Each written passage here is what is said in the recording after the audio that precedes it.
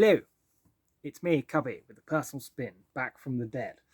I'm going to do a David Bowie ranking, least favourite to favourite, um, and I'll start pretty much straight away. Don't forget, this is my personal spin on things, and it will change. If I did this next week, the order would probably be different in some areas. I like all of the albums, I just find some to be not as good. So let's crack on, shall we? So starting with my least favourite, Hours. Released in 1999, that's a long date. I'll be honest, I just don't find it that exciting. It's quite boring and it goes on for a while and nothing really sticks out and it's just kind of boring. So that's why that's there. Next up, we have Tonight from 1984. This is, I think it's 1984. Well, anyway, might be 1987. It's a bit of a disaster, really. There's some good tracks like Loving the Alien, but then he does like really weird reggae songs. Now, kudos for trying out reggae, but when he goes on about shanty towns and things, it just seems really disingenuous because it just does. Blue Jeans alright as well, so it's alright, but I can see why people don't like this one. It's not my favourite either. Next up, we have Space Oddity. Now, don't get me wrong, Space Oddity, the song is great, but for me, the rest of the album just, like, I don't know, my head just switches off once that song finishes, and I've listened to it a good 5 or 6 times, and nothing sticks out really, and for me, it's like an overproduced load of twaddle that just doesn't really work. Excuse me. There's a lot of strings and orchestras, and I think like he was trying to go for a folk sound, and the record company was like, "No, you've got to have all this string stuff because it's commercial." Because bear in mind, it was like 1969, and you know that was the thing at the time. So maybe that's why. But for me, it just doesn't really work. Now these next two, I keep switching and swapping and stuff, and I can't decide which one. So I'm going to leave it in the order it's in now. So the order it's in now is Earthling, released in 1997, 1995, something like that, 1997. I like the fact that he's trying something new. For me, though, it hasn't dated incredibly well. It's got very sort of 90s feel to it, like the whole sort of acid club scene type thing, which is fine, but it's missing something that Bowie is very good at, and that's melody. He does experiment and stuff, but for me, like Little Wonder, it sort of reaches its climax at sort of the beginning and then never goes anywhere, and things like that. But they are good songs. I have listened to them and I will listen to them again. But that's why that one's there. And then next is 1993's Black Tie White Noise. He'd just been married, I don't know when, shortly before this was made. You can hear it in the music, like some other YouTuber said, I can't remember his name. It's got that sort of vibrant, yeah, life's good sort of feel to it. It's got very New Jack Swing style drums, very sharp attack, which I quite like. But it does just sort of plod after a while, and sometimes I think maybe it would have been better off with less songs or just shorter songs. But then the songs aren't particularly long anyway; they sort of average 4.5 minutes, so that's not that long. So maybe just a couple, take out a couple of the worst ones, put them on another album or something. I don't know. So it's all right. It's all right. Next we have Pinups. I'm actually changing the order right now as I speak. Pinups is a good album, actually. I was very, very pleasantly surprised when I heard it, but it is an album of covers, so I don't feel I can place it too highly in the list. They are very good covers, and although I must admit I've never heard any of the originals except the Pink Floyd one, See Emily Play. Considering the album was like supposed to be like a stopgap for the next album, Diamond Dogs, I think it was, it's actually really good. He's got loads of energy, the band's on fire and all sorts, which is why I like it so much. but it was one of the last ones I bought. So, but it is pretty good. Next up, we have Lodger. This is an interesting one. It's just interesting. Everything about it is interesting. Although nothing is particularly memorable in terms of catchiness or anything. There's no like hits, I don't think. Although Fantastic Voyage is quite good. African Night Flight's got what almost akin to rapping. He sings very, very quickly and stuff. There's also a better attempt at reggae with Yassassin, I think it is. Red Cells is pretty good as well. So yeah, it is pretty good. It's the last of the Berlin trilogy, although there's no instrumental songs on this one. And you can hear he's changing towards a more sort of 80s pop, rocky, poppy sort of sound, but he does keep his, obviously, especially in this album, experimental ideas going. So that's that one. Trying not to review them because the plan is to review all of them individually as well in much more detail. Next we have Low. I like this one, but for me it's always felt like a proof of concept idea for Heroes. The songs are good, but there's nothing really catchy. Like Heroes, like side one is just a smash hit collection of smash hits, whereas this one seems to be like, even though it came first, like sort of didn't quite work out ideas and stuff. Although I can't decide if I like the instrumental side on this one better than I do on Heroes, but I don't think I do. Overall, I think it's just a not quite so good album. So, there we go. Next up, we have David Bowie's debut album. Now, a lot of people hate it. He hated it. He was ashamed of it, in fact. Tried to sort of have it deleted, I believe, or just didn't want it ever released again. But I'll be honest, he's 19. And although there's no like overall theme or anything like that to the album, I actually really enjoy it. It's a collection of jolly, happy, innocent 1960s sounding songs.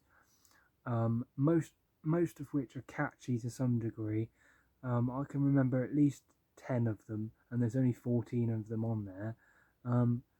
So it's pretty good going, except for hair. But then my hair's not great either at the moment either. I've still got lockdown hair. Next up, we have David Bowie's number one, Outside. I like this album quite a lot. It's too long, is my biggest complaint about it. Even Bowie said it's too long. But then again, it is actually telling an actual story. So I don't know, maybe he could have worked on sort of trying to shorten the story or cut it a little bit if he thought, even he thought it was too long. Maybe that's the way to go, or maybe take out the talky bits and just have the songs. Even then it would be probably an hour long. But I like the music. It's experimental, it's got industrial bits, Brian Eno-y bits. Is it Eno? I think it's Eno. Someone like that anyway. Like industrial, experimental, instrumental rock. You know, he toured with 9 Inch Nails on this, and you can kind of tell it's like that. Interestingly, it has I Have Not Been to Oxford Town on it, which is my favourite song on the album, was actually covered by a band for Starship Troopers, and I actually heard that version before this one. So that's cool. So it's a pretty good album. Next, ooh, my pile's falling down. We have Hunky Dory. Most people probably place this higher, but for me, it's got Changes, Life on Mars, Queen Bitch, and then the rest of the album, and Oh You Pretty Things, are all pretty good. But then it sort of takes a turn for like, I don't know, it's just a bit sort of weird, and not weird, but the quality drops, or at least for me it does. Song for Bob Dylan is just, Andy Warhol is all right, but I don't know. It is quite catchy actually. So yeah, I actually put it quite low in his. But again, that might change next week, so it's all good. Next we have Station to Station. I love the songs on it, but there's only 6 of them, and all of them are really long. And I wonder if it's because he didn't have enough material because he was off his face on cocaine at the time, so they actually just got what they had and then extended all the songs so it would make up an album's worth. and that's why they're all long, because they also are quite repetitive, but they are good.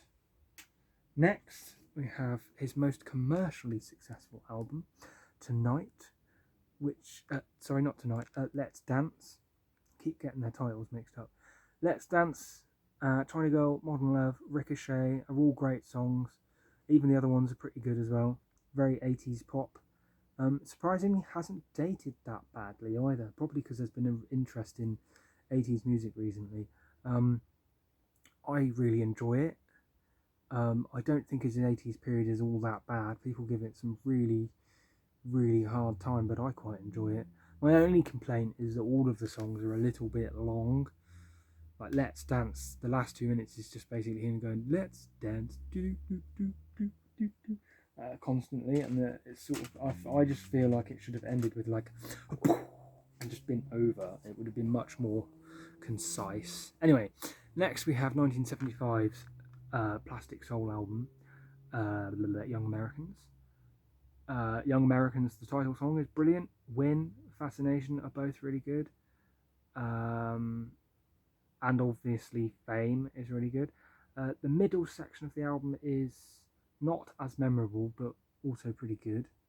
So yeah, I enjoy that one quite a lot.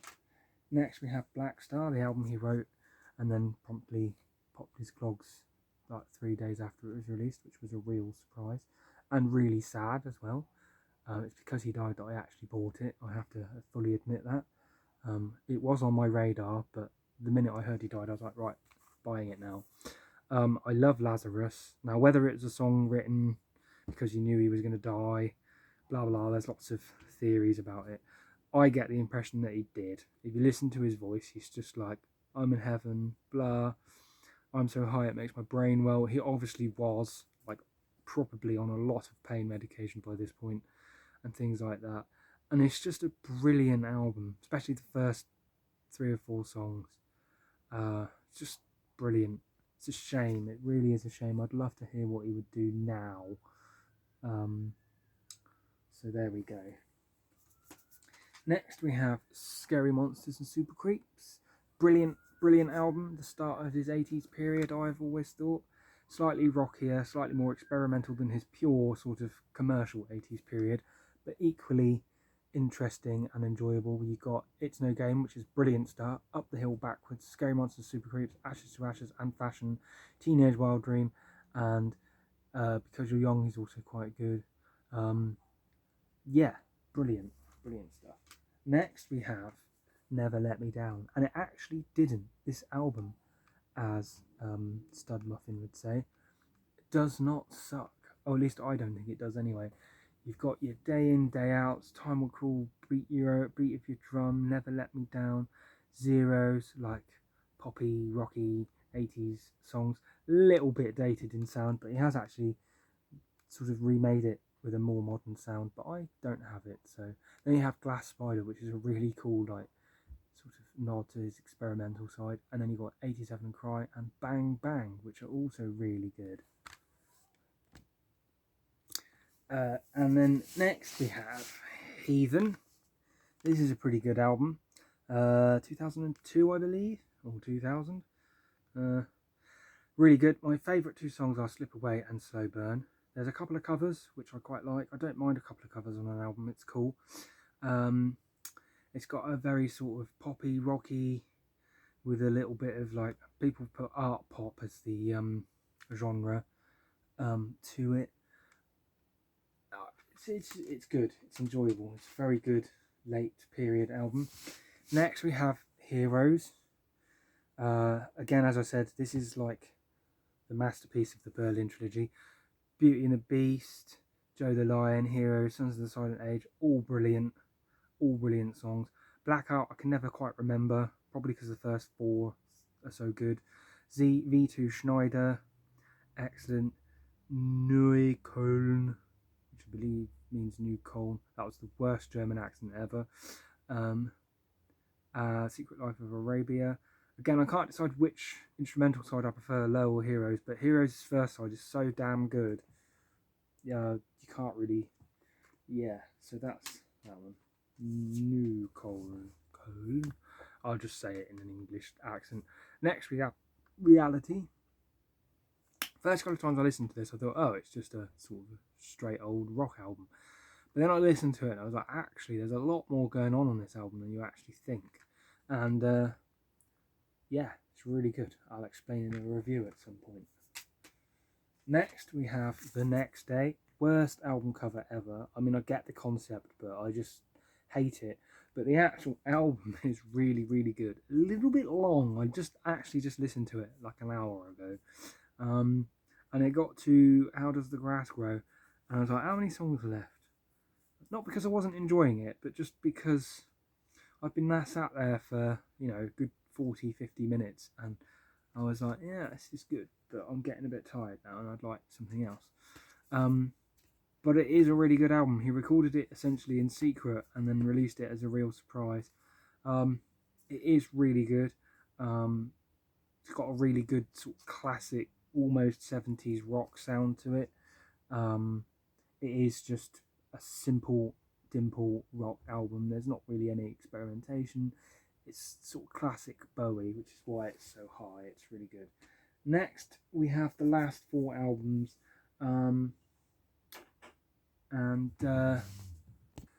Right, so let's begin with the last 4 albums. So firstly up, we have Aladdin Sane. I really like this album. It starts off with Watch That Man, which is cool.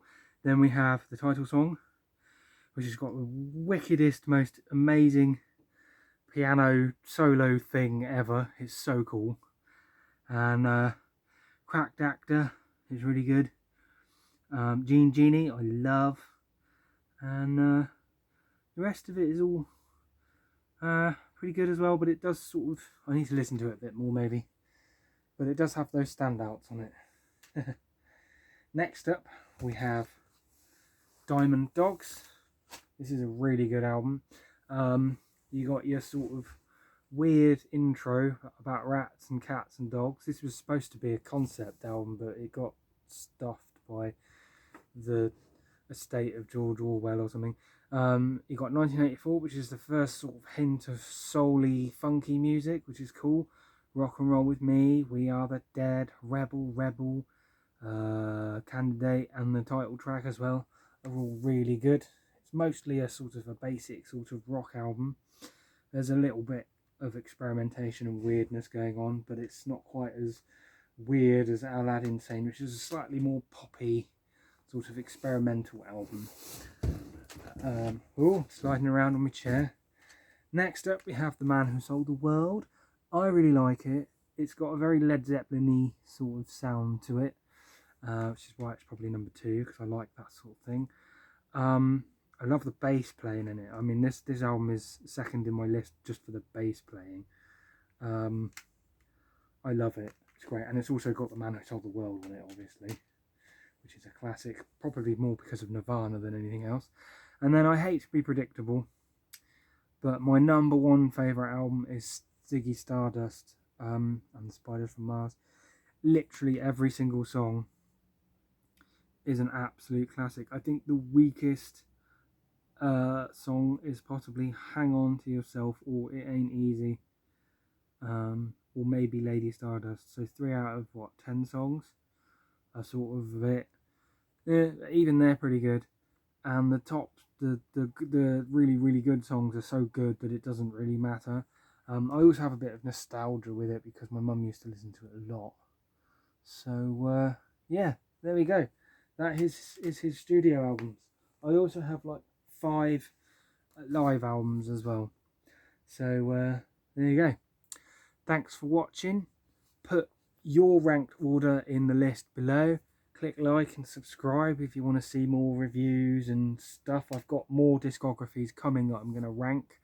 I'm trying to find the ones that I have all the studio albums for, because there's quite a few that I don't, or I'm missing one, which is really annoying, and things like that. So, but I will start reviewing albums again, probably starting next week. So thanks for watching. I've been Cubby. This has been my personal spin, and I'll see you soon. Thanks and goodbye.